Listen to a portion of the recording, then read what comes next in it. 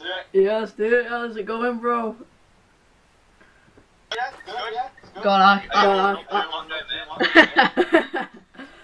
I can't believe though with the UFC 257, bro. Oh my god, I can't believe Dustin got that win.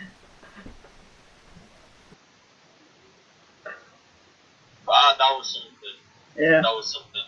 Even like the biggest names and everyone who just knows fights inside and out, like they all thought Conor was gonna win. To be honest, I was one of them. I thought Conor was gonna win. I was rooting for Dustin, but it was like the scientific answer. If you looked at the numbers and stuff, it was like all the chances were, all the probabilities were on Conor McGregor winning this. That's just his thing. Yeah. Like I told him when he said he was going to win it in that first 60 seconds too. So to see him actually give off his mental toughness, which is, by the way, I think that's how he won the fight. If you look at how he won the fight, probably his mental toughness. I think he did a poker face when Conor hit him with his touch of death left. When he touched him with his left hand, it didn't phase him. But after Conor McGregor did that, he didn't know what. I don't think he knew what else to do, because that's like his best card. Yeah. He put down his card. He put down his best card. Yeah. And it didn't happen. So now, after that, he got really emotional. Like during the fight, he was way more like aggressive than usual, because he's very good at doing what he knows, which is just being dead offensive. So he was being dead offensive, and but it just didn't work, because after giving him that big left hand, it didn't work. So, and that was all because of Dustin Poirier's massive mental toughness, and just like being so much. What's the word like?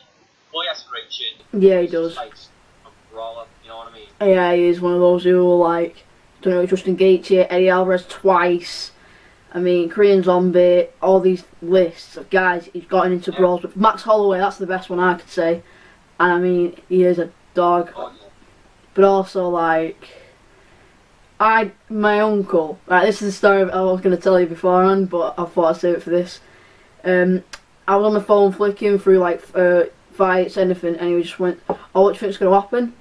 And I looked at him, and I told him, Dust's going to win, 100%. And he looked at me, leaned in forward, went, mate, I know people who've watched MMA, UFC before you were born, and they say he's going to knock him out in the first 2 rounds. And I looked at him and I said, guaranteed Dustin's going to win. And he was like, alright. So, when it happened, I then texted him and said the words, I told you so, shh, in capital letters. Then he went with a proper laughy face. And then I was like going, tell that to like your mates who've been watching for 15 years, they need to stop watching MMA. And he went, don't get too cocky. I just thought, like, you know where because I obviously said it in the last podcast, which you can go check out in the description. That I thought if it was going to be first 2 rounds was Conor's, but past that Dustin had it all day, and I can't believe he's proved me wrong in getting the knockout. I just did not see him getting an early knockout, but because I was worried for him, I thought Conor got the first round. I was trying to get bits where I could say like, yeah, Dustin won that bit, but it wasn't like going, yeah, he won that round, and I was just watching like, just in terror of like him losing, because this is one where this is a guy that you look like a dick for hating Dustin, and like I just didn't want him to lose. And just seeing him land that left hook, and it was like that, and then go when those combos that Dustin throws are destructive. The fact that Max Holloway went 5 rounds with him is unbelievable. Same with Khabib. Like, I mean, he tagged Khabib, but he didn't get those like, you know, fast combos of his boxing. It was unbelievable just watching him go and go and go. I was like thinking, oh, this is amazing. He's going to win the round because of this. It's going to be like just winning the round, and I just couldn't believe he was doing it. And then when I saw Conor's head go like that, like I box, no one does that to psych the other guy out. No one goes like that it means they got fucking rocked and hurt.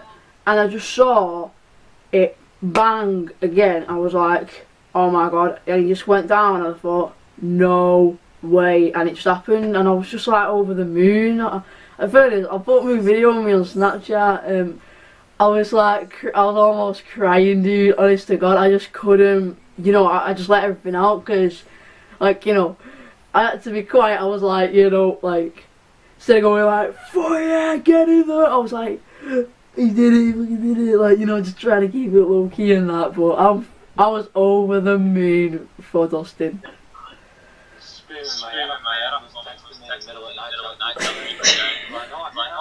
I was like that when it was Dustin Hooker, my boyfriend was like, "Oh, I fucking heard you again, I heard you again, calm down." And he was like, and I was like, "Oh, damn, Dustin." And he went, "I just hear you say, damn, Dustin," then. And I was just like, yeah, because you're not watching what I'm watching, pal, that's why. But that guy is a dog. That's an interesting thing to talk about. Michael Chandler. Yeah. Yeah, I couldn't. Yeah. Michael Chandler's win. Yeah, I couldn't believe it. Like, I just was watching, thinking, I thought the feeling out process they're gonna do for 2 minutes, and then Chandler's gonna try get Hooker on the back foot, circling him, and I thought he was gonna go for body shots, and I was saying he should do like left hook or jabs to the body, and then come over the top, or like switch it up, right hands instead, and then left hooks over the top, and then body with the right, and then bang over the top. I was like, oh, he did it, bang on, perfect. I was like, that's amazing. But I thought he was gonna use a bit of wrestling, try whirl Hooker out, like just suck his gas tank out, like. And it was a great knockout. And I mean, in my opinion, he is one of there's 2 lightweights who have never competed in the UFC. One is very young, which is Christian Lee, the double ONE FC champion, and the other one was Michael Chandler, and I think he is now on the road to, if he gets a good 3-fight win streak, I think he'll get a title shot, me. I mean, who knows? His next fight could be a title shot. Like that's why this is like such like an amazing topic. Because this is his debut in the UFC. See, the thing is, most UFC fighters, their debut actually goes really bad. I think it was Eddie Alvarez. Yeah, I was thinking of him. He was a big name. There's so many UFC fighters that have like a flop of a UFC debut. Well, to have that good of a UFC debut to knock out Dan Hooker, his specialty is stand-up, and he has a granite chin. His chin is rock solid. I don't think people I think MMA casuals don't actually understand that. Yeah. But he is, like, if you saw the Felder and Dan Hooker fight, you know exactly what I mean. Same with the Aya Quinta fight and the Dustin Poirier fight. Yeah, it is not easy to just knock out Dan Hooker with like that, just like in the first punch. Yeah. You don't do that. But Michael Chandler, his power is unhuman. It is unhuman. That's why when he says, "I promise you I can beat you," I don't believe him yet. I don't. I think It'll be a tough test. I think he's on to something. I think he's on to something. But like, when I saw because I was fed up. I thought he's never gonna get in the UFC. I was like, he's never gonna get in it. And then I found out that his Benson Henderson fight, the second fight, was his last on his contract, which I was like, oh, okay, this might get tasty. And then I see him knock him out, and like, if you saw his celebration, I mean, as in, the guy if you'd seen him, you'd have been thinking, is he on steroids? Like, he was like jacked off scream, like, more like, I put it on screen, but he was just insane how like, he just mops the floor with you, and like, he's usually like a nice guy. He's usually like I couldn't believe his post-fight interview as well. Yeah, I just think the shadow came out of Michael Chandler. Michael Chandler's shadow, his darkness, like his monster, just overtook him and just like, because you got a lot of emotion in a fight anyway. Yeah. Like everyone's got something to prove when they're fighting. that was Michael Chen's thing. He was like, he wanted to prove to people after not being able to fight the Gaethje Khabib fight, because he was the standard. If Gaethje or Khabib couldn't fight, he was going to be the standard. And he got a lot of stick for that, and I feel like people give him a stick. It's like, it's disgusting. It's like, mate, he's making weight for a fight. Unfortunately, it's not even going to be on. So it's like, can't give him that. You gotta say, fair enough for making weight, and like, fortunately you can't fight anyone. It's annoying. Sorry, say that again, mate. He was in a stand-in for Khabib or Gaethje. He made weight, and people were mocking him, like going, "You like the stand-in?" It's like, you gotta give the guy credit. He made weight, and he didn't fight. It's like, it's frustrating. Like, you can't knock the guy down for if anything happens in this amazing main event. It's like, come on.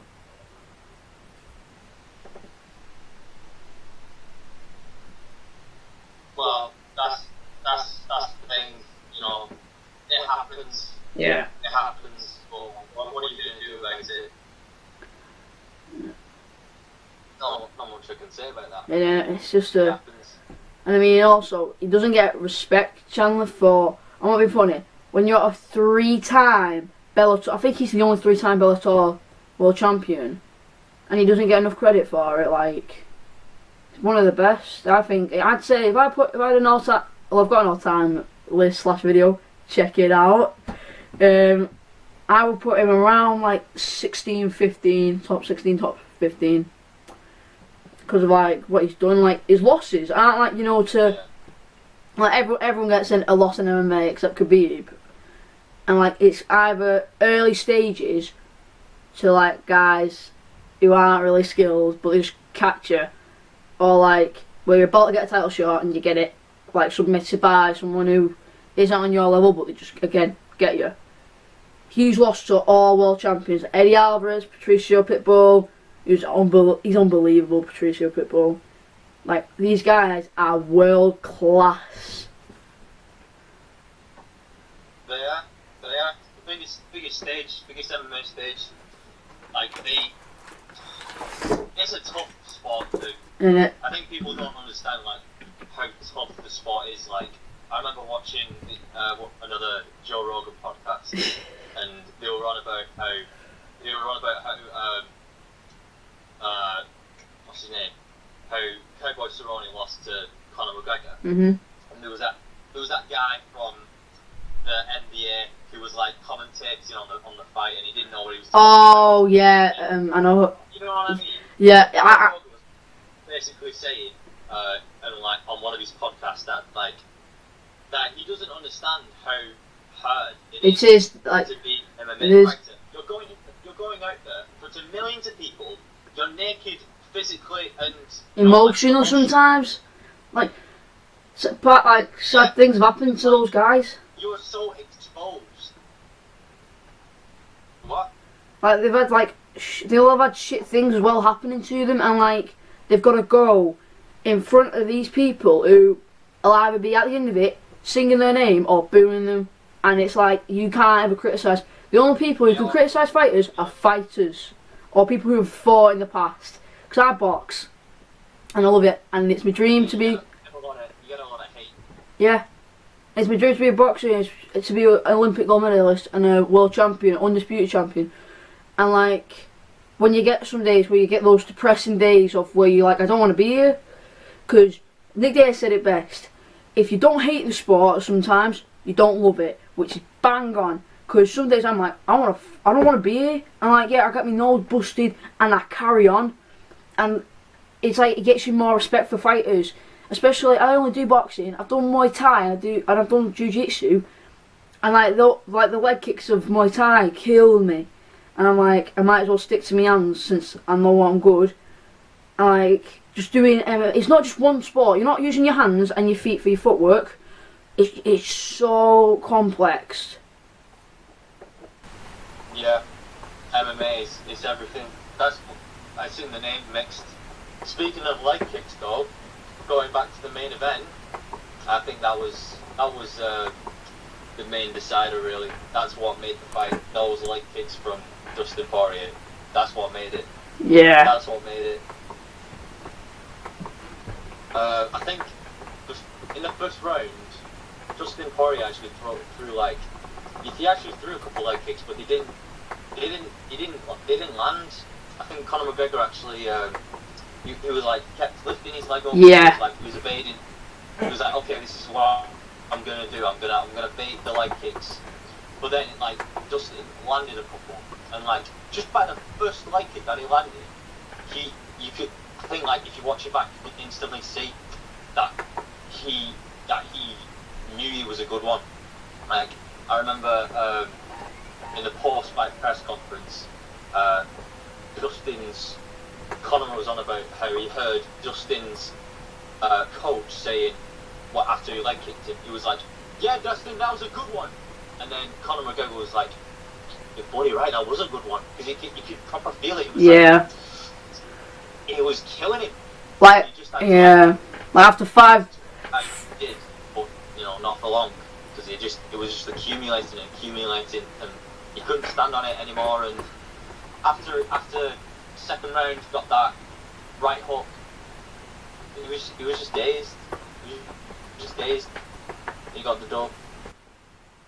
Like, as well, it was calf kicks, and like calf kicks are. Performance in there and his preparation. Yeah. Like, honest God, like they had everything right, but it was just that, I think it's not like, oh, it was a lucky punch or anything. It was an amazing accumulation of shots that were brutal. For me, like when I watched UFC with Max Holloway versus Calvin Kattar, which I want to just say, what a performance by Max Holloway. Like, before we get off topic, like, I'm just going to get off topic for a bit. He threw a stupid, I'm going to put it on the screen again, I keep saying it, but I'm putting it on. It was like 600 punches, it was around 500, 600 punches he threw, which for MMA is ridiculous. Like, I mean, he pounded his chest at one point and was saying, "I'm the best boxer in the UFC."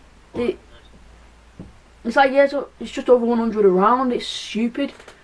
400 punches. Yeah, it's like, Calvin. I mean, he should have been stopped, but Calvin's tough. His last record was 200. Yeah. Yeah. What a great to like even take that much. Yeah. To take 400 punches to the face. Yeah. And like just be in there. He's like a Hawaiian version of Anderson Silva. That's what he looks like. Yeah. In that fight. He entered the Matrix. Yeah. He entered the Matrix with Anderson Silva. The way he Yeah. just slipped. Yeah. And continued to jab. Yeah. Without looking. It's like. It was beautiful. It was beautiful watching. Like, I got a picture of DC quoted that he was like Muhammad Ali. So I put a picture of his Instagram of like Max like that. Like, whilst Calvin's trying to throw a left hook and Ali against Frazier when he tries to do it, and I'm just like, wow, like what a generation. But for me, I thought he won the second Volkanovski fight without a doubt.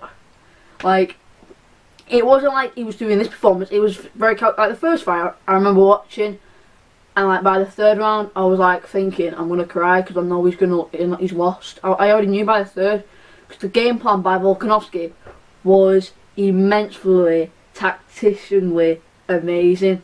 Hard calf kicks, hard punches to the body. It was perfect. He did everything right in the first fight. Second fight, and he got that.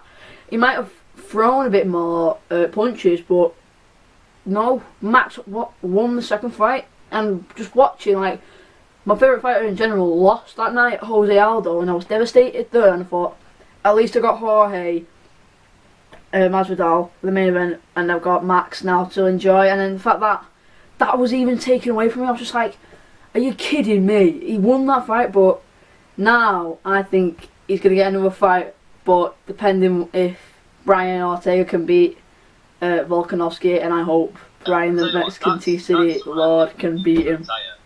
What's his name? Jose Aldo. Yeah. He's had a great run. Yeah. But I think he's dragging it on now. Yeah. I think dragging it on now. He should have one more fight. Just like, train his butt off. Win that last one because he can. He's Jose Aldo. say, like, I think he could win like one last fight and just like say, okay, I'm done. Okay, I'm too old for this, guys. But Yeah, I'm gonna tell you something now.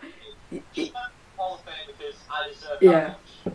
Jose Aldo deserves that much. He deserves praise. I'm gonna say, like, I don't think he's too old. Like, he's only 30, you know. He's like 31, 32. He's quite young. He's like, you know, he's at where most fighters would peak. Oh, he seems it. Wait, I'll get his age up for you. Wait, he is like you would be shocked because, I mean, he won. I think he's the greatest featherweight of all time, but because he won the WBC title so young, he's like 22 or something. Like, so he is though. I do agree. I think he should get 30 wins. I think he should just get a little streak on, not against like opponents like Cody Garbrandt. Like, I'd say guys like against Rafael Sanso. Like, is that Chan guy? I can't remember his name. I'll put him on the screen. I think he would be a good fight. I mean, he beat Chito Vera by decision. I think his name's like Chan Chung. Oh, he's only 34. Oh, so he's only 34. Still. Yeah. I mean, record of 29 and 7. He's been around. He's been around forever. It's like, time is up. Yeah. You know, like, we don't see much of him anyway. It's like, you know, you gotta Yeah. throw in the towel. Like, I feel like he's stretching out his career a little bit too much. Yeah. Like he's dying to Yeah. keep his career alive. Yeah. Like, everyone remembers who he was. But I don't think many people still think about how he is right now. I think he's past his prime, you know? Oh, 100%, no doubt. The prime Aldo was, he's so good. I don't know why he stopped throwing leg kicks. Those motherfuckers, Jesus Christ. Him and Barbosa's kicks, no way do I want that pain. God. But like, it's amazing what he's done. But for me, I'd want to see him fight. Yeah. Well, leg kicks, mate. Like, when I did the Muay Thai for like a few weeks, I was just like, you're gonna have to give me a rest. Like, he was like, oh, you're great with your hands, your legs are fuck, mate. He just told me, I was like, I know. And then I was like, I'm just better at boxing. He was like, yeah, stick to it, fella. But like, although, I mean, 9 title defense. Sorry? You box, don't you? Yeah, I box, yeah. Yeah, is that what you want to be? Or Yeah, you want to be a mate, I don't want to be like one of those who are like Floyd Mayweather. I love Floyd Mayweather, I love watching him fight, but I don't want to be that type of person who's like just gonna go pro straight away. I want to take my time with this. I want over at least, this is minimum for me before I can go pro. It's what I've told myself, and I'm gonna make sure it happens. 100 wins as an amateur, and then at least go pro. But I want to take at least, I want to go 2 times for the Olympics. I want to get, like for Spain, I'm half Spanish, or you may know it, and like, we've never had a gold medalist in the Olympics for boxing. I want to be the first one to say, I did it, and at least, if I have a poor pro career, which I hope that never happens, at least I can say, I'm the greatest Spanish amateur at least. And I want to take my time. I want 100 fights. Is what I want, hundreds of fights as an amateur. I want to keep going like every week, like, you know, every weekend going for fights and that. I want to get an Olympic gold medal. Then, depending what weight I am, like I'm 5'3", 15, near coming to 16, weigh 100 and like 18 to 105 pounds. Do you know what I mean? So I'm a small guy, and like I don't see myself growing like to 6 foot or anything like that anytime soon. So at best, height wise, I'm gonna be 5'6". So I'd be like a featherweight, and I'm hoping I want to be lower, to be honest. I want to say like I'm like the first, like the lower weight classes for Spain. Like we've only had a super flyweight champion, like down, like, you know, when it's like those, like comes down to the flyweights and all that, and bantamweights, we've only had like 1 or 3. So I want to do that, get that IBF belt in Spain, and then become the undisputed, get the WBC, WBA, IBF, WBO, and the ring belt. That's my dream. That is what I want to do, and I'm going to do it. I'm not going to be like rushing, going for knockouts. I'm not going to knock out, I know that. I want to just prove that I'm a volume puncher, mate. If we had a 10-round fight, I'd be throwing 1,000 punches. It's not me being cocky or anything. That's what I've done beforehand. I want to just take my time, being an amateur, and getting those vital victories, and going to the Olympics and getting that gold medal. Because that's what I will do.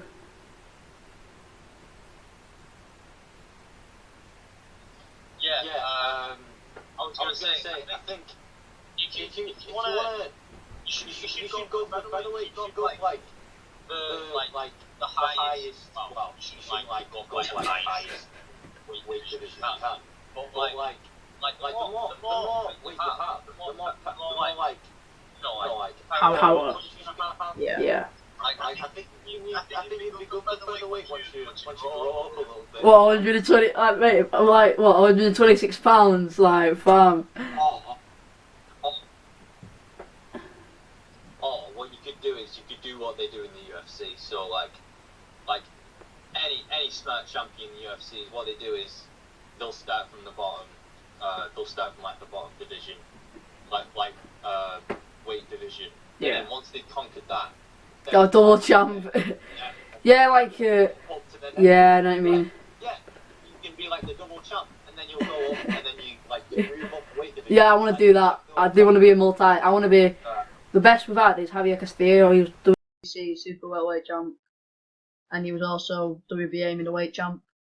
And I mean, he's the greatest of all time for Spain, but I want to be greater than him. I want to get more than him. Like, I mean, I'm a big fan of him, but I want to be better than him. And like, hopefully, one day I will be. But I want to take my time. I'm hoping, if I'm 5'6", I'm hoping I can make 118 pounds at bantamweight, and then take my time up to go up and up and up. Because that's my dream at the end of the day. I love when people just look at me and they'll laugh. I love when they laugh. I tell them my dream and they laugh. And I'm just like, and I look at them and like, keep laughing like, please, because you don't see me in the gym though. It's like, if guys see me in the gym and like they laugh at me, I'll ignore it, or be like, alright, I'm gonna prove you wrong even more, mate. I'm gonna prove you wrong even more. I'm gonna keep my ass working, pal. Yeah, that's one thing about you. You do work hard, and like I swear with you in the gym, like Yeah. You had some ring IQ. You had a bit of ring IQ too. Like you work hard, but you're also a bit smart too. I will say that. Yeah. Like that was last year. I don't know how much you've improved. Yeah. You've improved. Oh, my speed is like, mate, my speed is so much better. Like, mate, it's not me being cocky. Throw 20 left hooks in 6 seconds. Like, that's stupid. What, you can? Yeah, I'll send you the video tonight. I'll put it on screen as well. But sure, I did it 10 times just looking. Whoa. Like, wow. Do you know what I mean? Like, That was one hour. that's just one. That was just me going like on the back, like up, down, quick, up, down, quick, and it was stupid. Yeah. So you got speed. Yeah, therefore, I think the thing that I've seen with you is you are small too, which is actually a good thing. Because you're so lower down to the ground, you have like more of a center of gravity on you. So you have that advantage of your punches are able to like scientifically be more powerful because you're so like centered into the ground to like be solid when you throw that punch. Compared to like the guy like Tyson John Jones. Obviously he's a great puncher. Oh, he is. But like he's just like how tall someone like that is, or like Alexander Gustafsson. They're so tall. They have to worry about like balance, strength of practice stance to like throw these straight punches. But it's like if you think of someone like Henry Cejudo, all of that power is from the legs, no, he's so low down. Yeah. So you have that going for you. You have that going for you. What you need to do is you need to build your muscularity. Yeah. You've already got the speed. Now you need to think, how hard can I punch within that time. So Yeah. how hard can you do 20 like hooks in Yeah. what was it, 6 seconds? Yeah. You've got speed. Can you increase? You've increased the speed. Can you level that with your Power. power? Yeah. That's how you're gonna do Yeah. good. See, like it is. Yeah. Levels. Like Those are yeah. essential. Like, because for me, like my left hook, because it's like that. I have like, and I'm not trying to be like, oh, look at me, I'm like this pro athlete and this pro boxer. So I'm not. I'm still learning, but I take things from them. So Canelo Alvarez, Sugar Ray Robinson, Roy Jones Jr. They have this left hook, and it's not a left. It doesn't look. It looks more like a but it's at an angle. So they're coming up, and it looks like it, and then in fact they're just coming up. They're gonna hit you right here, and like because of like the way I move and like how I hit it, the technique's there, and it's got power to it. Like, cause when I spar people like in my gym at Blunders, and I love those guys. It is one of the best gyms. And like this guy, it was my height. I'd say he weighed a bit more, but not like like 20 pounds more. I'd say like 5 pounds at best. And I got him on ropes, and I was waiting for him because he like that's something I know. My head movement as well. I can see guys. I let guys have the jab. I let the guy after a while like let them have a 1-2. I'm like, I see that other hand, and I'm like, wait for it, and then wait for it. Got a high guy, and then I slip. And then I come up with a huge uppercut. Like, I proper went for like, me and him were going at it. If you were there, you would have been like, I see exactly what you mean. And I slipped, and I went, bam, like that. Huge left uppercut. It was, and he was like, proper so, that little fucker. And I was like laughing, like, I was like thinking, like, yeah, let's keep going. And he had a good right uppercut. And I was like thinking, Yeah. What's your dreams? Like, what do you want to go for? What's my what? What's your dreams, bro? What's your mountain that you've climbed? My dream role? Like, what's my dream career? Dream anything. What do you want to achieve in this life? What do you want as a fighter, as a person, whatever? What do you want? Well, that's something I've been thinking about for a long time because I either want to be a fighter, I either want to be an MMA fighter, or I want to be an actor and director. Something I thought about long and hard. Okay. Because both scenarios, I both love them to death, and both scenarios, I both have great prospects, opportunities to succeed in both. So far, I'm swaying more to being an actor and director. Not gonna lie. First I would like to be an actor. All that stuff. Then I want to direct my own things. I want to direct my own films.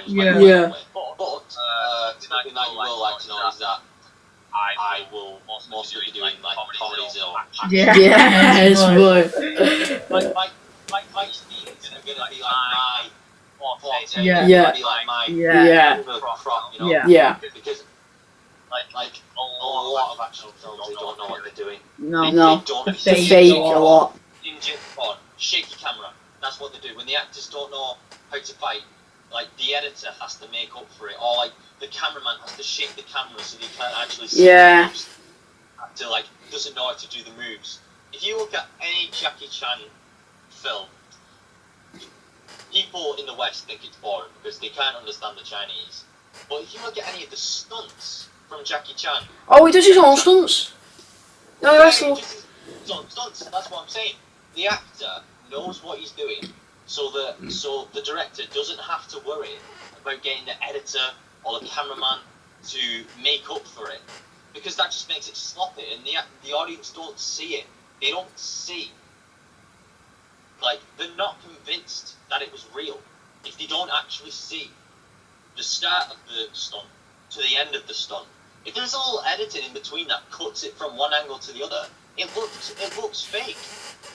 So when you get someone like Jackie Chan who jumps from 10 stories up and slides down a pole, and you hear this story about how when he did that he got 3rd-degree burns on his hands. Yeah. It's that's so much more great to watch because you watch Yeah. that feat of human capacity in Yeah. real time. Yeah. See, like, have you seen that meme where like it's like a few actors like they're stunt doubles, and then it's like Jackie Chan and it's just him. Like that's like, you know, like you have a little giggle, but you're like, at least he has the balls to go and do it. Like these guys like Chris Hemsworth and who's the guy who played Captain America? Like the big, I don't know his name, but Chris Evans. That's it. And the big, the jacked, but at the end of the day, they're not doing their own stunts, and it's kind of like head scratching. Like you're meant to be big and almighty, but you can't really do it. Like it's like, come on. Yeah, it's like you could have a great blockbuster film like Marvel, but then you see when they do like a hand-to-hand combat scene, it's so anticlimactic because there's supposed to be this like great hero, this gigantic hero, it's like on a pedestal, but when there's like a fight scene going on, you barely actually see a fight scene. Yeah. You just see the shake as you see like 3 frames of Captain America punching the villain when It's like, come on. It cuts too early. It cuts too early, so the audience they can't breathe. They can't breathe and just watch the thing. It's too much chaos going on. Sometimes that's a good thing. Sometimes it's a good But thing. too much of chaos isn't chaos. It's just out of the blue sort of thing. To have a lot of chaos. It's only if you want the audience to be in a certain perspective. So if you want the audience to feel like everything is chaos for the main character because the main character is all flustered and they don't know what's going on. Sure, have the camera shake around and stuff like that. But if it's like the guy who knows what he's doing, if the character who's fighting knows what he's doing, just leave the camera still. Just leave the camera still because the camera still is another representation that the guy knows what he's doing. Yeah. The audience can see that because they're with him the whole time, being calm and watching him fight. Like, there's a lot of stuff that people don't realize about that. For me, like, it really bugs me. Really. Like when I watch like Rocky 1, like all the Rockies, I go, but the only thing like from Rocky 1, 2 and 4, I love it, but the only issue I have is we only see sparring partners in Rocky 3, and it's like that would never happen like without having sparring partners. The only fighter I know who was on another level, one of the best ever, was Joe Calzaghe, and he couldn't spar purely because his hands were just knackered, so they didn't want to destroy them already, so they barely do any sparring. That's the only time I ever know that, but for me that's just it really.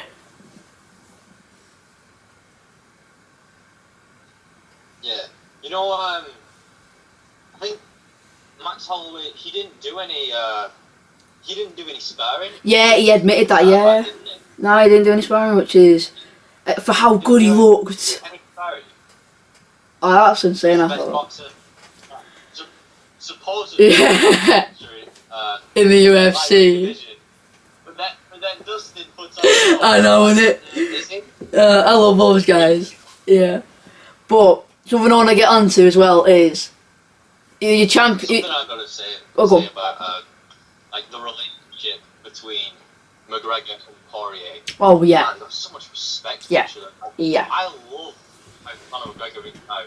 Like before, when he was when he was such he was so mean to everybody and was getting in people's heads and was a bully to everybody essentially. It's now we're seeing a guy who's so much more mature and he's so much more humble. He really is a great fighter now because it's not just that his skill set is amazing, because we all know that his skill set is amazing, but he can take it like a champ when he loses. When he loses, he isn't saying oh, F you and this is only because of this. It's he never makes any excuses. That's what I like about him. Respect. That's the thing. He never makes. It's all about respect for the other guy. Sorry, what were you gonna say? No, I like what you said. Where I love fighters where they just go at the end of the day, they look at the guy, the other man, and they say, "Hands there, your performance was amazing," and they move on. I love guys like that who do that, but I don't like Conor because Jorge Masvidal said it best. So it's okay for you to trash talk, mention people's wives, family, religion, race. Like, when I saw those racist tweets, I was like, who the fuck do you think you are? Like, come on, mate. What are you doing? But like, the only time I've ever gone, I am a fan of Conor McGregor, was when he was going to be coming double champ against Eddie Alvarez, because I thought, I'm never going to see a guy with 2 UFC belts in different weights. So that was the only time I've supported him. Other than that, no, do not like the guy. Yeah, he's like the first guy to do that. Yeah, I can't give him respect, but at the same time, like, he didn't even defend his titles. It's like, come on, lad. It's like the religion. Yeah, but what I want to get into is... I just love like they had a good run. Yeah, he did, I'll admit. But what I want to get into is who you think your champions are going to be in the UFC by the end of the year.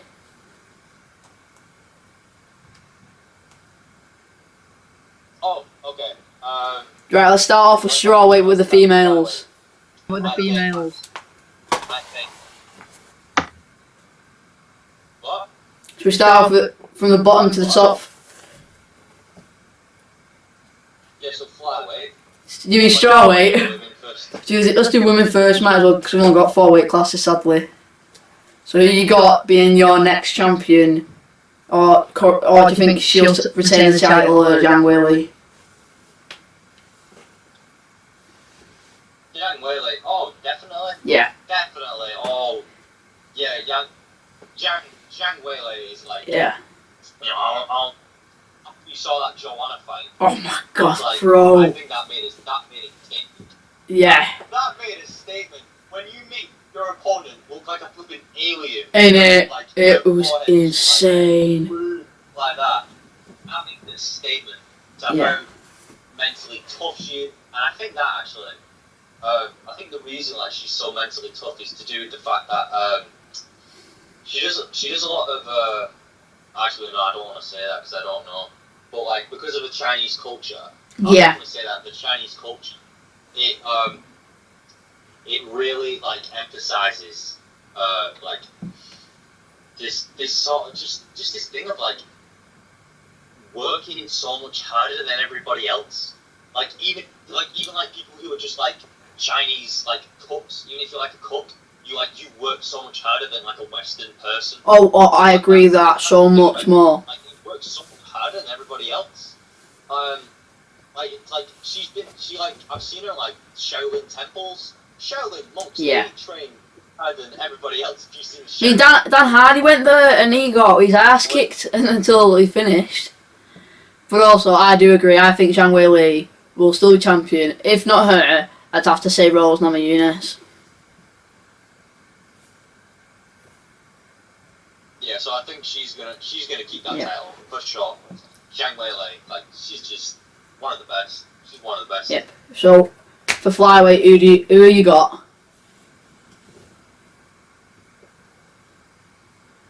For flyweight, are we still on women? Yeah. Yeah. Yeah. I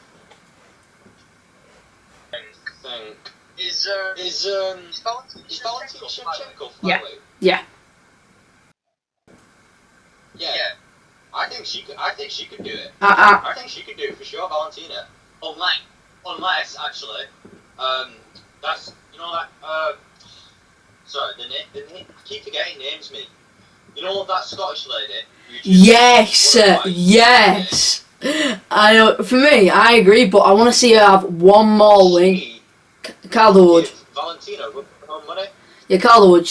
I thought she was going to win as well. And like, I think she would. Yeah, I agree. I think it'd be a 5-round like split or majority decision. But I think Valentina will. She's so dominant. Like somebody said it. I think it was Joe Rogan, and he said that it's just like when you watch a John Jones fight. Oh yeah, it's gonna win. Like it's like I think like she can like there's 2 people I think will break the UFC belt like the title defenders. Valentina and Amanda Nunes, but I've got more on Valentina since it's hurt on one weight in 125.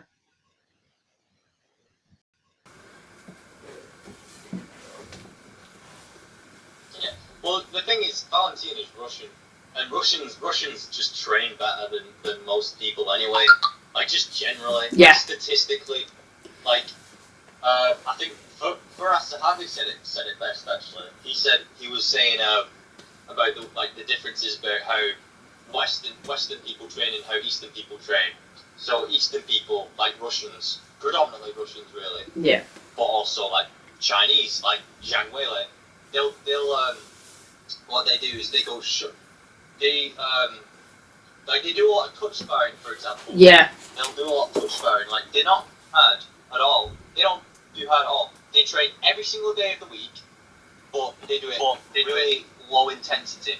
But then they build up intensity leading up to the fight. Americans, they do it hard three times a week, and they just kill their bodies. They slam their bodies. Yeah. And then you have American wrestlers who's you'll barely ever hear of a champion American wrestler, but you'll barely ever hear a lot of them. Yeah, it's a certain group.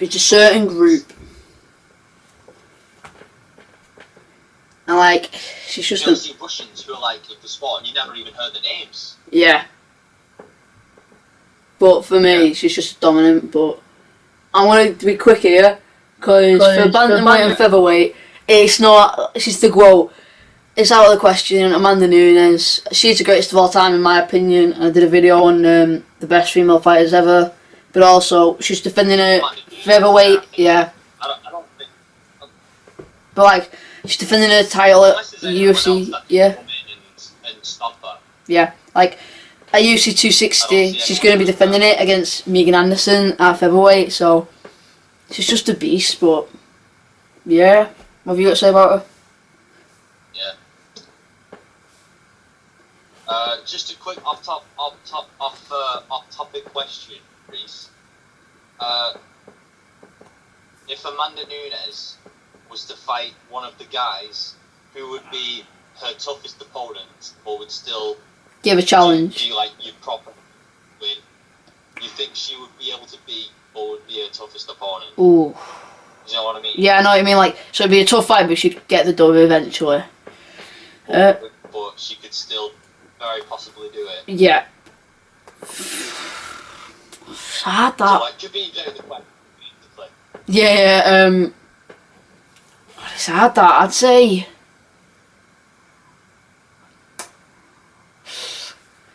Because the thing is, a tough woman, Joe Rogan said this, by the way, it just came to mind now, that's why I asked the question, because it's people think MMA is just for men, but then you get these weight divisions and these champions that are really tough women that can beat up almost any man. Don't matter if the women they can just beat up men too, something like that. Oh yeah, something like that. Yeah, that's what Joe Rogan was saying. A tough woman can beat up any man. A really tough woman can beat up any man, but a tough man can beat up any woman. Does that make sense? Yeah, 100%.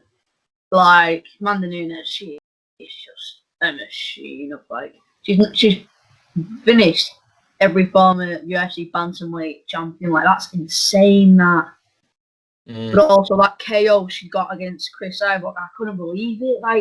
They were swinging. It was whoa, it's gonna be a finish here, and it was just and then you see Cyborg rock, and it's no way can this happen.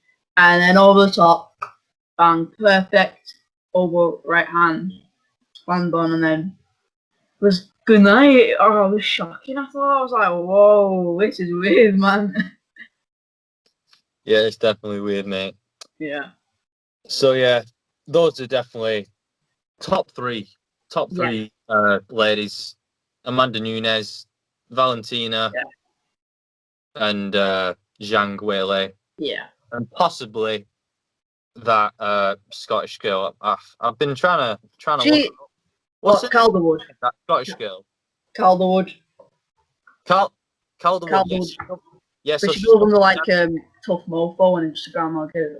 Yeah, I've got her on Instagram. Yeah, she is. She seems so soft and calm. When you look at her, you think before the fight, you think, oh yeah, she's down. But when you hear her speak, she's yeah, I'm ready for the fight, and you're just doesn't bring any confidence to you as a fan. You're like, oh no, but then she does everything right, so it's like fair enough. Give her the title shot. Yeah. Yeah. Well, I don't know. She probably doesn't deserve a title shot just yet. I'll give her like one more fight. And see how Yeah, I agree. Like 100%. Like fighting number 2 or 3, and then title shot. I mean, she did fight a former title challenger, so you can't deny that. Like, unless you're someone like Hamzat Chimaev. Oh god. Unless you're someone like Hamzat Chimaev. Like, in the first punch. Yeah, the first it's insane. of the fight, then it's like, okay, rank number 15, sure, beat the champion, you know? Yeah.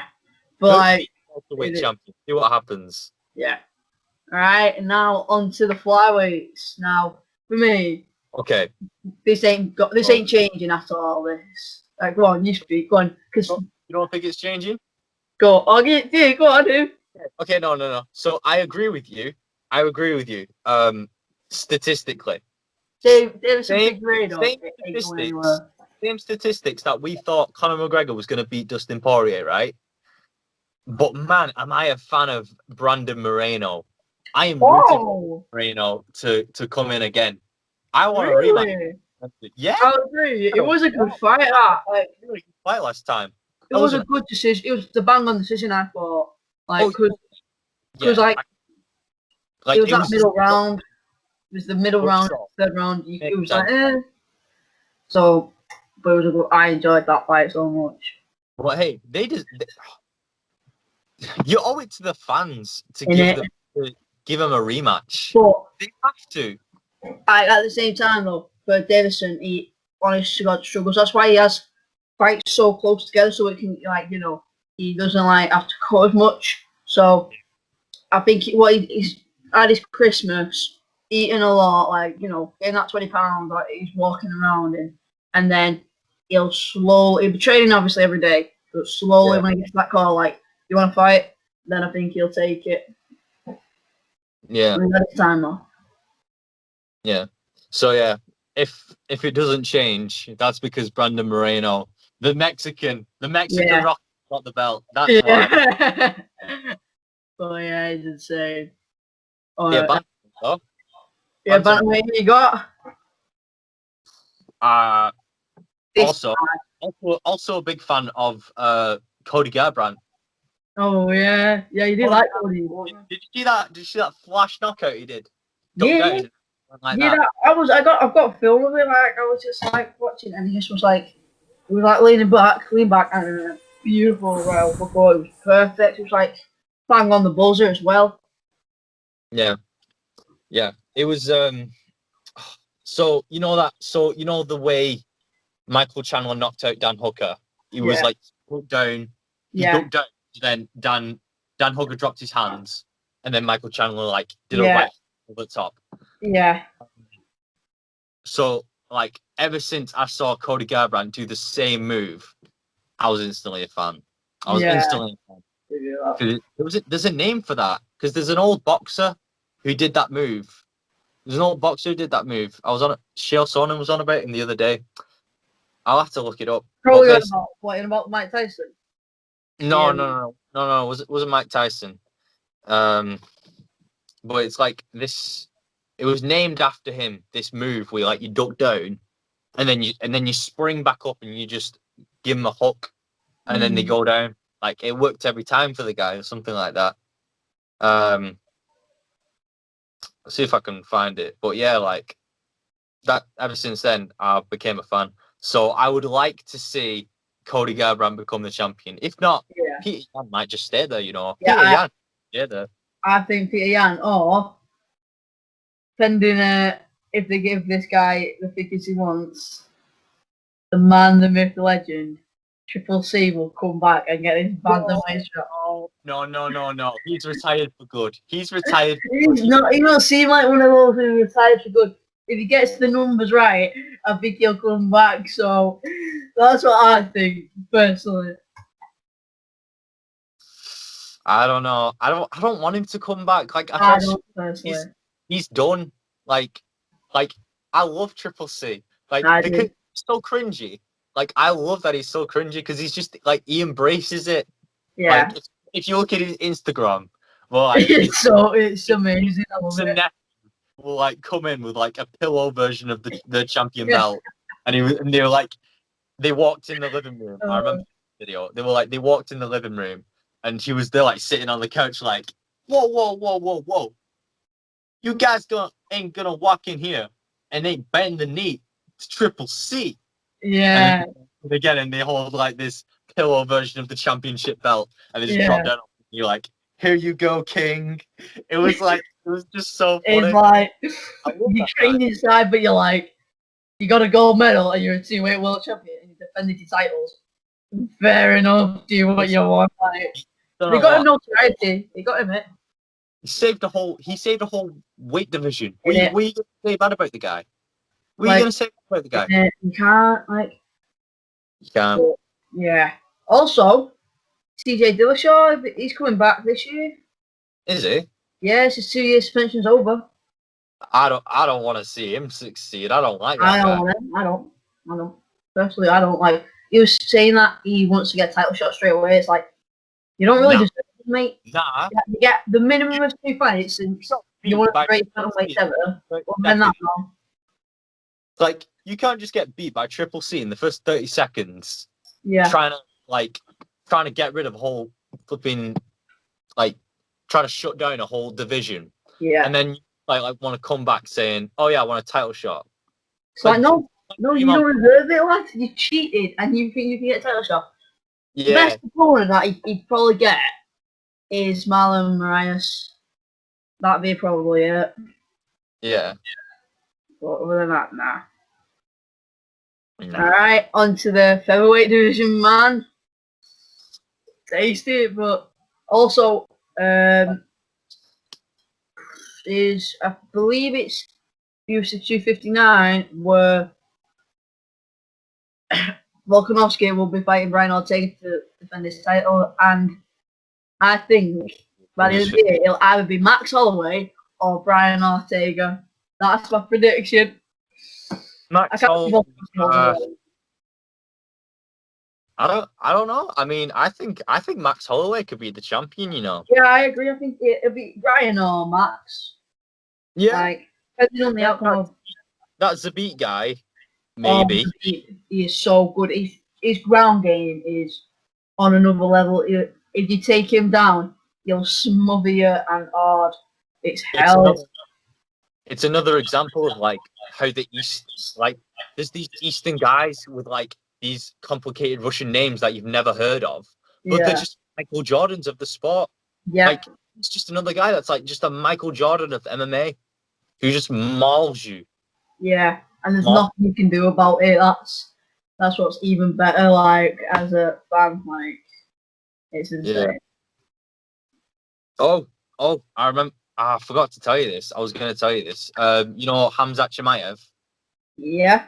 Well, actually, no. I'll save it to when we get on the topic. But I have a story about, not really a story, but basically how I'm connected to Hamzat Chimaev. Yeah. You got to contact with him, man. No, you're not waiting. I want to wear this now. Okay. Be good. So basically, I go to. Don't know if I can say this publicly where I go to school, but just say I don't. So I got. Yeah. Or college now, sixth form. Yeah. The guy who.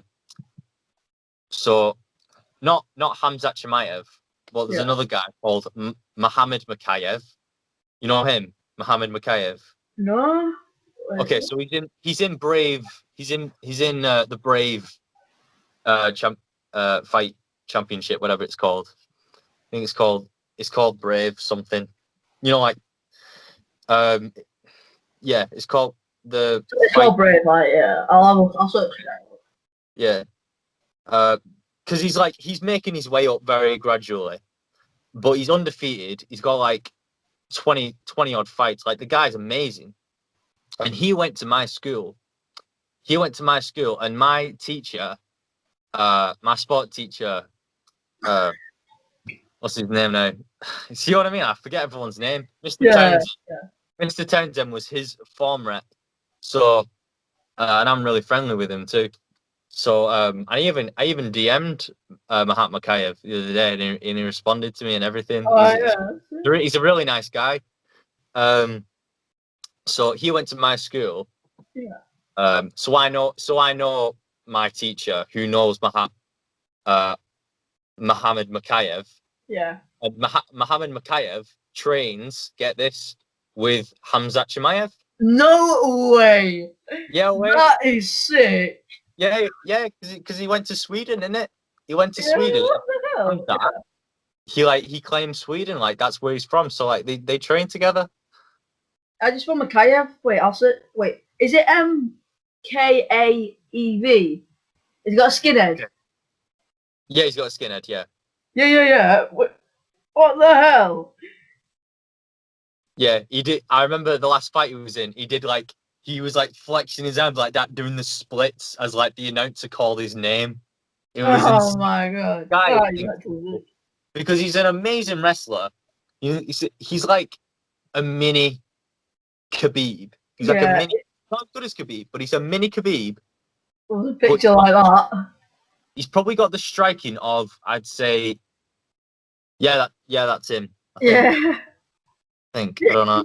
He's got Manchester Wigan in it. Fair enough. Yeah, he's from Wigan. What is he like? Is he like me? So like he's half and half. He's what? Is he like me, where it's like he's half like English and half like Swedish or something, whatever? Well, no. So he's not from Sweden. He's actually from Russia. Oh, there we go. But when he was a little kid, he immigrated to Wigan. Yeah. He immigrated to Manchester and then moved to Wigan. Yeah. But then like as his fight career's gone on, he just like moved to Sweden, didn't he? Yeah.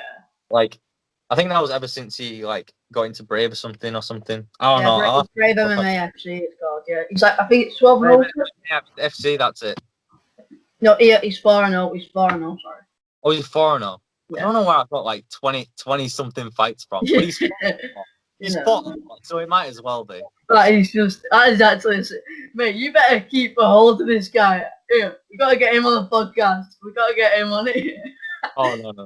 Mate, we gotta get, if he ever comes in Wigan, I will get mate, if he comes in Wigan, I'll get a studio. I'll get like the TV film crew, like over the shoulder cameras, mate. He'd be a sick guest. Yeah, he was a member at Youth Zone as well, Wigan Youth Zone. He went there too. That is sick, like, honest to God, that is sick. Yeah. But like, he's not gonna come on the podcast though. He ain't got enough time for me, let alone you.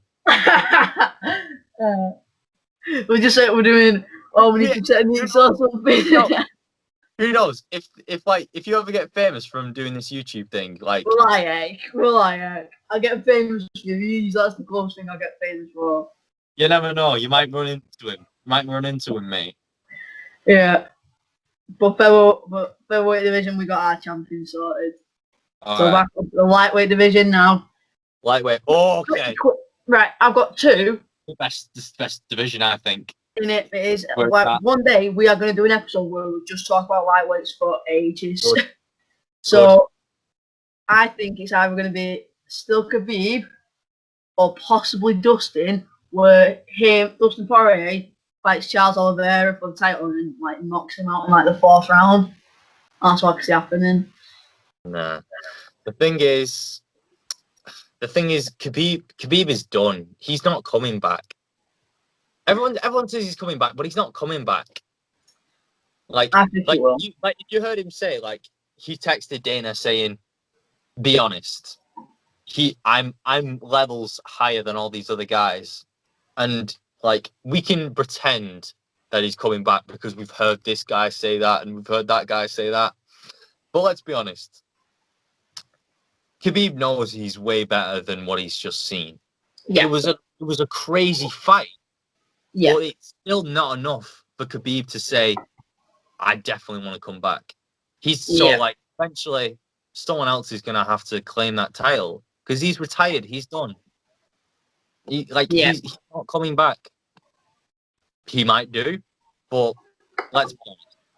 From what we've seen so far, he's not going to come back. Yeah, I know what you mean. Yeah, we can call him out, but he's not going to come back. Me, like, though, I think he just needs to have the two. I just want to see him have 2 fights, and you can do whatever you want, Khabib, but you need to fight Tony. I don't care if you're retired or not. You need to fight him. I need to see this. I still want to see it. We all need to see it, but something tells me Tony's just going to lose anyway. Yeah. Like, he's lost 2 times in a row already. Like, a huge break. He needs a year break, in my opinion. He needs that. He doesn't need a break. He doesn't need a break. He's had too much of a break because no one gives him a break to fight. Everyone keeps putting Tony to the sidelines, and then he has to wait while he's like running 10 miles, lapping all of his teammates because his cardio is just so amazing. He just trains so much and just kills his body because he wants to fight. It's like an OCD thing with him. Yeah. He needs to get in that cage. Yeah. But like the reason he needs that break is for his body just to recover in ways. But I know exactly what you're saying. Recover that elbow. He needs to recover that arm after getting armbarred. Yeah. I mean, he doesn't even, like, he's so tough. He doesn't get enough credit. He's so tough. He doesn't feel pain. He doesn't. It's insane. Like, he doesn't feel pain. I watched him at armbar. I thought, oh, it was elbow. You saw it. It was like pulling. Like you're like, that's broken. That. In that. It was crazy. Yeah. The fact that he didn't tap, but the ref stop it is just incredible. It's amazing. Yeah. Honestly, like, I am a big Tony fan. I am too. I love the guy. I train like the guy. Like, you do, boy. Yeah, you do. Get those elbows in, like, man. Punching trees and stuff, and like. Yeah, man. like, I'm very unorthodox. Like, I might talk about that in another podcast actually, but yeah. I train like the guy. I love the guy. He inspires me, but from what I'm seeing so far, unless he wins his last fight, it's not looking good for him. Yeah, I agree. I'm not gonna say he should retire, but it's not. Oh, I don't think he should. I don't think he should. He shouldn't. But it's not gonna look good for him if he loses another fight. I think he should possibly change camps, personally. Change camps, really? Go on. I think he should go to Brazilian top team or just somewhere like that, or possibly Black Zillions. Like, do you know what I mean? You mean instead of going to 10th Planet? Well, it's still do your 10th Planet, like jiu-jitsu there, but your current striking team, I think there needs to be a change because you'll never go to 170. So if you have that sparring against Usman, who's like a guy who walks at like 200 like to 190, so yeah, get that vital striking in. But yeah, speaking of Usman, I think he'll still be the welterweight champion of the world, and he's fighting Gilbert Burns, his teammate, at UFC 258. So what do you think, though? Yeah, be officially announced this time. I mean, yeah, I can see that happening. Wait, are you on about Leonard? Are you on about Leon Edwards? No, I'm about Usman still going to be champion. No, yeah, that's what I mean. Like the guy he's fighting. Fighting Gilbert Burns. And then fight night is fight night with Hamza Chimaev and Leon Edwards. But I find it disgusting that. Yeah. Leon Edwards is fighting Hamza Chimaev. Yeah. Leon Edwards, how he's not being given a title shot is disgusting. Third in the world, he's done everything he can, and it's like even if he lose, like he deserves. Right, I think what should happen is I think Hamza should have had that fight with Leon. We'll have it. I think Hamza should fight a guy top 10, like possibly a Brad Tavares, like a veteran, something like that. But Leon should have fought possibly Jorge Masvidal. That's a shout out. I mean, they had a scrap already. I mean, Jorge gave him that big piece of the soda, baby. I don't know. I mean, I actually think Hamza Chimaev and Leon Edwards would be the fight to make. Because if someone like made the statement saying, which I agree with you, I do agree with you, like Leon Edwards has done everything he can. Then this is like because now you got this guy just coming in out of nowhere. Like he's fresh. Hamzat Chimaev. He is so fresh to UFC, and he has shot his way up. That he's already in the ranks as like what is it, 15? He's only just made it to 15 in the ranks, but he's getting like these like really high level fights because it's like no wonder, right? It's like no wonder you knock someone out in the first 40 seconds of the fight, and like you do 2 fights within 1 week in Fight Island. That's like unheard of. But yeah, Yeah, I don't think Leon should be fighting in Hamzat. This guy to be doing all that, it's like, well, this is clearly the next guy to fight. Like the numbers probably show. Like if you looked purely at the numbers, saying, "Oh, he's ranked 15 and Leon Edwards is ranked 3," you would never think to put him in a fight. But just looking at what he's done so far, it proves that he is actually worth more than a rank 15. I think like I don't think we've seen enough of Hamzat yet. We haven't seen. I agree. That's why I'm saying like I want to see him fight. He's like so mysterious. Yeah, you have 2 guys in the top 10, and then you can fight a guy in the top 3. But, so Leon Edwards is like that's the new unknown for him to conquer. That's the new thing he doesn't know yet. The new thing for him to say, "I've done that." At least even if he doesn't win, he can say, "I put on a good war for Hamzat Chimaev," right? Because I think, I think he could. I think he could definitely put on a hell of a show. Yeah. Oh yeah, welterweight. Yep. Usman's still champion, Yeah. So like I think Usman's still gonna stay champion, Yeah. So Kamaru Usman's gonna be champion unless Hamzat does something crazy again. So yeah, we're gonna go with that. We're definitely gonna go with that. Israel Adesanya though, middleweight. Middleweight. I'm gonna say middleweight and light heavyweight champion of the world by the end of the year. It's gonna still be Israel Adesanya. See, I think so. Like the guy, another like he's the style bender, you know, like yes. His nickname just like sums him up perfectly. Like he's the style bender. He does everything, you know. Yeah. The guys who I would like to be champion, the guys who I would like to aspire to think that they could beat Israel Adesanya. I've not seen Darren Till fight Israel Adesanya. That my issue is Darren, like also speaking of Darren, have you seen what's happened with this mask situation? The what? So basically, what's happened is Darren's just gone to local petrol station. Yeah, I saw that. Obviously got paid, needed to get baby milk and water, and he didn't have his mask, and he's just around the corner. But like, the guy's got a broken nose, so it's not like it's bullshit. He said it. He said it. You get slammed by Robert Whittaker in your own face. Your nose is probably going to be broken anyway.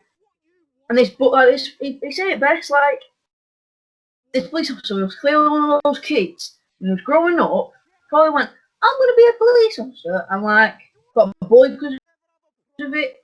And he's acts like a bully, but the other officer was like, "Oh, you're Darren Till," and he was like, "Yeah, there you go, that's my name."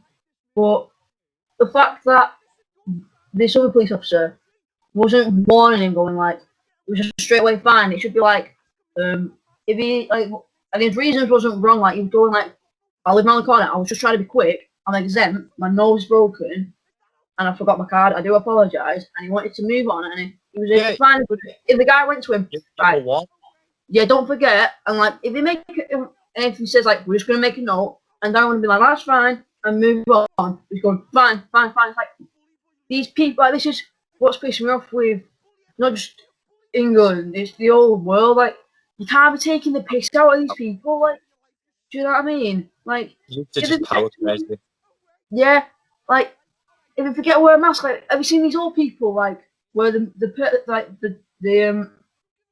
daughters who were like actual carers take them out of their care home, so then if they're going to possibly die, they are with them for those last like months or days, and it's like disgusting that the police are like arresting them. It's like who do you think you are? Like, you're taking the mick with that. Exactly. It's just because like they only do it because they can. Like, think about a situation when you've been in like a situation of power, and you've abused that power. Yeah, everyone will. I won't say that they do that every single day, but no, I think they won't do it every single day, but they'll pick the moments. When you're a police officer, you're like you almost put yourself on a pedestal because you feel like you're obligated to do that. You feel like you should entitle yourself to put yourself on a pedestal if you're a police officer because you are the law. You are the law, and like everyone needs to follow you, but you also need to follow the law. Yeah. You aren't the law. You just tell everyone else what the law is, but you don't. If you don't know what the law is yourself, you shouldn't be a police officer. Exactly. And I know I've had encounters with police who are pricks who just straight away like will pull up like and be like, "Are you okay there?" I'm like, yeah. And I'm like thinking, oh, they're just asking me, am I okay? Like, I'm fine. And I'll move on. Like, can you just jump in the car, please? And I'm like, what? No, obviously not. I'm like, they've like gone, like, you know, like up and down. Like, who the f gives you that right? Like, don't be like, just because you've got a bit of power. Like, everyone will abuse power for a bit. It don't matter if it's a tiny bit or if you're taking the mick by going overboard. It's wrong. Like, everyone will do it. That's just like, that's a life skill. Everyone's going to abuse power at one point or another. But it does annoy me when these police officers are going on and on. Like, I understand we're in a world pandemic, but taking all people who are possibly near death away from the family, who gives you that right? But I say to like these people, police officers, like, what yourself and I just expect me out, I'm going to react, I'm going to lose it. And if they're going, no, it's like, you're a liar, you're a fake. And it's just the thing, though. Like, when that police officer says, "Can you jump in the car?" and you say no, that even though that like is a reasonable answer to say no because you haven't done anything wrong. If you say no, then it's like, oh well, you're just resisting arrest. Arrest. It's like, no, mate, no, I'm not. Like, it's like you're defying the law. You can't do that, and if you do that, then you're in more trouble. Mm-hmm. Like, I've been in like good encounters. I've been in a good encounter with the police. So like I know there are like good police out there. But a lot of the time they just abuse the power because they think it's like it's my responsibility to make sure everyone is doing the right thing, and I'm going to dictate what is right and what isn't because some laws and some regulations are a bit of a grey area. So I'm going to decide what that grey area is. Yeah. Like, you know, it's like it's just abuse of power. It's just abuse of power. But like, just seeing it is disgusting. Like, I've had like you're very lucky to like have these good encounters with police officers. Like, but when I've had like my mates, like when I went I went to a Man United game, but went via train, and we forgot to pay. Like, literally, we had to run and jump, or else we would have missed it. So we got onto this train, and the guy with me. So like, basically, when it's Manchester, they're very much like it's like a border. Basically, it's like a border from one train station to the other, and they were very like nice with me, and he's pure, like, honest to God, he's like a ghost. He's like so pale, and I had like this white guy who was like, and I'm not trying to say race was involved, but like he had like a badge, like a, you know, it's like one of those police officer badges sort of thing. And he's like, why'd you not pay to get on the train? It's like, oh, we were in a rush, and we had to jump on. And he's like, why'd you not pay? And he was repeating, and I've told him the same thing, and he's being hard work with me, and I was like, what's your need being hard work with me? I'm just trying to make it easy. Say, I apologise, and like, what's the fine? But he was like going, oh, we'll have to increase your fine since you're you're minors and this, and it's like, no, you shouldn't. And it's like, and I was like thinking, right there, you're abusing power. But like, yeah, that's the thing. That's the thing. Also, if the police assume that, yeah, like if the police officer like assumes that this citizen doesn't even know what the law is written as, they yeah, can make up their own law and say that, oh, you're a minor, so it's written in D section 7 of yeah. the transcript that you actually need to Have an adult or something, need to or bump something up like the that. It's fine. like, what, mate? You know what I mean? Like, That's an example. I actually don't know that. Maybe that is a real thing, but it happens, you know, because it's like because the police, it's like, oh, they're seen as someone who knows every single law there is, and yeah, they're like they are the ultimate judge. They are the unbiased, all-knowing, all yeah. judge, and they'll be able to judge it righteously. It's like, no, they're human. Of Yeah. course, they're not going to judge it fairly, But like, judge it it was biasly. like what frustrated me more was like I'm fine with like getting a fine. I was angry that I like didn't find a way to just like sprint through. But like what I know more is like you're nothing when you're doing it to kids. Like I've had it before in trains and like they're like, oh, where's your ticket? Like they're just going at me like think because like I understand they'll probably have like loads of kids who just jump on. Like I jump on trains sometimes. I don't care. If I need to get to a destination, I'm getting to my destination. But like, it was annoying where I felt like, why was he being like that? And my mate was just like, yeah, you gotta calm down, mate. And like, he was trying to laugh it off. But I was just like thinking, like, what a dick. Like, why are you acting something like, we're kids, we're not adults. Like, you know, it doesn't make you any better, it doesn't make you any bigger. And it's like, stop abusing your power. Like, come on. Like, you lose respect by doing that. Well, I will say this for the police: like they don't know you. This is the first time they've ever met you, so they can't like they do have to judge. I did say before, like they judge biasly, but Yeah. technically, like you do have to make split decisions as a police officer. Like I will grant them that. It's like you have to like think statistically sometimes, because it's like when you see a bunch of rowdy, like chavvy looking kids sometimes who Yeah. might look like the troublemakers. Yeah, they've had like, that function, like based on experience with those kinds of people. Like I know it's bad to like put people into groups, but if you're going to be a police officer, you need to be able to like identify people by putting them into certain categories yeah. of temperance and stuff, or like Yeah, I see what you mean. behavior.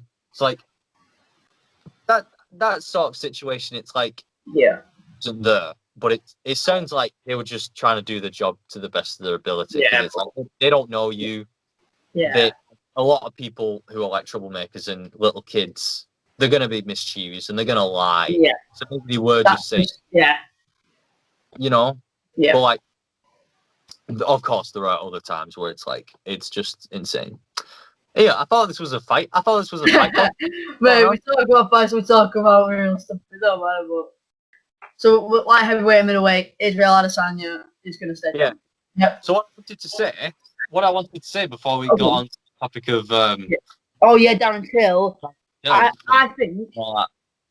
Darren just needs a 3-fight win streak, and I want to see him fight Jack Hirschman, you know, the Norway Sweden guy, and I want to see him fight the Italian Vittoro. I think that's his name. Alright, I'll put them on screen. I'll put the names on. I apologise if I get the names wrong. But also, I want to see him fight Jared Cannonier and Kevin Holland, and then a rematch against Robert Whittaker, and then you can have your title shot if you win all them. That's what I want to see. Yeah, if he did all that, he would definitely deserve it. But like, he's just one of my personal favorites because he goes to the same. He's in the same like team as me because I would be going, but because of coronavirus, I would be going to Team Cabon. You know, that's where I do my jiu-jitsu and that. Really, mate. One day we're gonna have you know that? No, I didn't know. Yeah, I got Team Cabon. Oh man, yeah. Tom Aspinall. Tom Aspinall's my Have you jiu-jitsu. met him? Have I met him? Of course I met him. Actually, yeah. I've got a little story. My mate Leighton, who I'm gonna get on the podcast, his sister was dating Tom Aspinall, I was feeling like, mate, you need to tell her to get in those DMs, boy. It's fighting Andrei Arlovsky, him. What? Tom Aspinall is fighting Andrei Arlovsky, that. Oh, is it? Yeah, it's going to be fires of that. Yeah, that would be good actually. Right, speaking of heavyweights, who do you think? Because I've got two. He's an amazing guy. I think just like Hamzat Chimaev, Tom Aspinall, he's going to shoot up him. Oh, he will. 100%. He's going to shoot up. He's a massive prospect. He's 100%. probably going to shoot up Tom Aspinall. Mike Grundy, he did have a bit of a flop because it was his debut. That sort of thing happened, you know? Like we were talking about before. He's come back. He's bounced back. I don't know. I don't think he'll like. I think he has a chance of being in the ranks by the end of the year, probably. Yeah. He has a chance. Yeah. But at the same time, maybe not a huge chance because after all, his last fight got cancelled, on short notice, and something tells me like that might happen again. Yeah. Like he keeps getting bad luck, Mike Grundy. But I think eventually, maybe like next year, he's gonna exceed. Yeah. He's gonna succeed. Yeah. But also. Yeah, because he puts in the work in. Everyone at Team Cabron puts in the work. Yeah. Yeah, heavyweights. You got John Jones and Francis Ngannou at the end of the year. One of them two will be champion. Who? Francis Ngannou and John Jones. Francis Ngannou? Have you? Ngannou's gonna do it. Yeah. Have you seen John Jones? He looks jacked. I've not actually. I'm actually looking at the UFC rankings right now, and I can't find John Jones anywhere. Oh, he's just gonna get a fight with Stipe. He's not even fought yet. Heavyweight. He'll get a fight straight away. Dana's announced it's whoever wins between Stipe and Ngannou on UFC 260. That's who's gonna be fighting John. So yeah, it'll be a hell of a fight. The thing I love about John Jones is that he's undefeated. Well, yeah, he's undefeated. He got a loss. But what would be funny? One loss was because of that elbow. Imagine losing but winning so much of it. He lost because he beat up the guy too much. Steve Maligani was like, you know what? I feel sorry for this dude. Not winning it. Oh, well, it'll be fireworks for that. Yeah, talking about stoppages. Do you remember that Robbie Lawler and Ben Askren stoppage? Yeah, that's one of those ones. What do you think about that? Because Robbie Lawler says that he wasn't out, but Ben Askren says that he was, and Herb Dean thought that he was because he picked up his arm and then Robbie Lawler's arm just like. So I assume that he was out, but Robbie Lawler says he wasn't out. What do you think? I think he was out, but I don't know. I don't know about you, but you know when you've been grappling and you've been out, but the guy doesn't know who's grappling you or the referee. It looks like you're your eyes are open, but your mind's not there, and then you pop back, and as soon as if Herb a second before, as soon as the arm went limp, I would have stopped it. But I think as he did stop it, that was when Robbie was coming back. Yeah. And then it was like he's back and he's like, what are you doing stopping the fight? But I think you should know. You should know about being slept. You're gonna tell us you got slept. You're gonna tell the story or do you want me to tell? I had to wake you up. Remember that? You were out, it was so bad. You were shaking. You were doing that thing where when people are knocked out, you twitched. Yeah. No. So you're stiff as well. You were stiff as well. Your legs were just they were bent, but they were stiff as I was.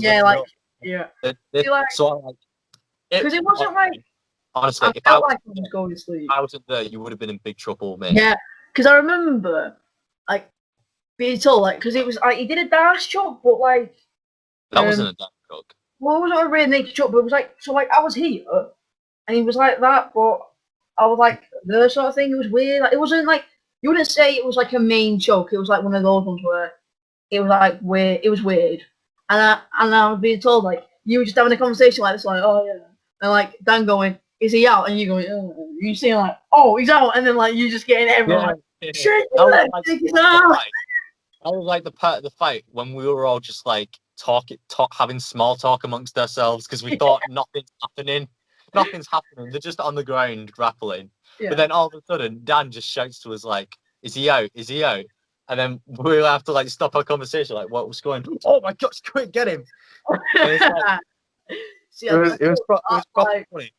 So yeah, I basically just like grabbed your legs and just like shook them about a bit, trying to get the blood back in your brain. yeah. It took a while actually because like I felt like had movement in him, so I dropped him. But then you were still asleep again, so I had to go again. I had to do like about time. Because I got up, I was like, what? Like you know where it's blurry, but something's happening, and then I went, but speaking of like being out, I have my mock exams. I'm in year 11. I know I look like I'm in year 10. I'm in year 2. I look like I'm in year 2, but I'm in year 11. Believe me. But I fainted in an exam. How? Right. It was just basically not eating, like, because like, I wasn't like an exam. I seriously fainted in the exam, like, but I wasn't like, I'm not like somebody who crams stuff in it. Like, I'll admit this, I cheat in exams mainly, but this year I've not cheated. Seriously, like, mate, since I can remember, like, when I was in like year 3 or year 2, I would like spelling a test. Would like write them all the way down my arm. It was like, it'd be like proper like, I'd be just like they wouldn't care because you like, you know, you're dumb. They just see it, they'd be like, just let him off. I'd be like that. Like the best time I cheated was with a pack of Mentos, and it was just math exam, and I was like, yeah, I really needed to just get it. And what I did, so I got singing, so I did it carefully. Like I sold Lucasade and sweets and chocolate in school, and I slowly got each one out with a biro. Would write the like method or like a question way on the mental. Let it dry out. On the mental, that would have been really small. How did you do that? I just like I took my time. I took my time. Like I did it with like. I did it with one of these. It worked, but I just was like so like, and like I had them pack of Mentos because they're not going to take a pack of Chewies off, in an exam because you know it might be your like. You're not allowed to eat in an exam though, aren't you? I don't know. They've let me add chewing gum. They've not cared. All right, fair enough. They're not just going to go like spit your out because like they're in an exam. Like you know you can distract everyone. So I just was like.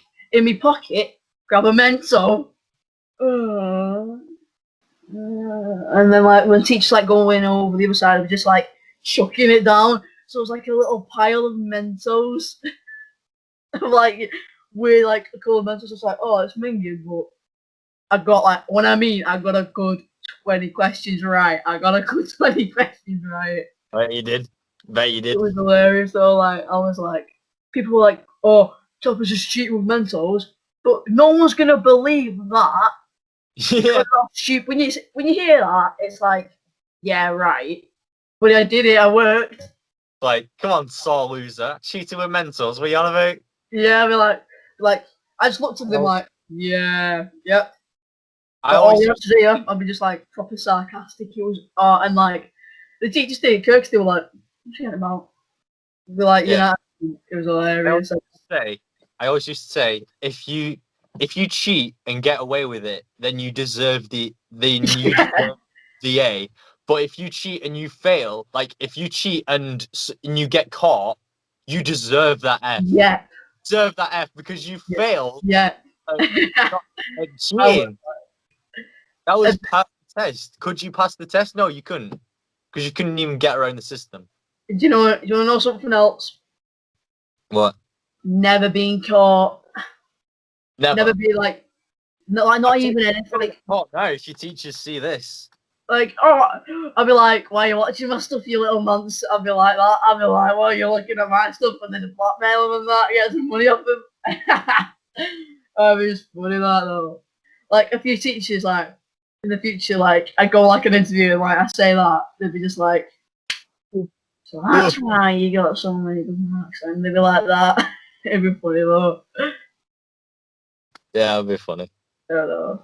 Oh man. So, have we done all the divisions then? Is that everybody? Yeah, you wanna wrap it up, boy? Yeah, let's wrap it up, Bob. Yep. Been good. Oh, you guys did enjoy this video, please leave a like, subscribe, follow Chris on Instagram, link in the description. Same with me, follow my boxing account too. Follow, subscribe to the other account, subscribe to this account, and just like on the videos and that. You know what I mean? You want to see this good looking face again, you know it. Yeah, right. Yeah, right. I'll see you. Y adios por así.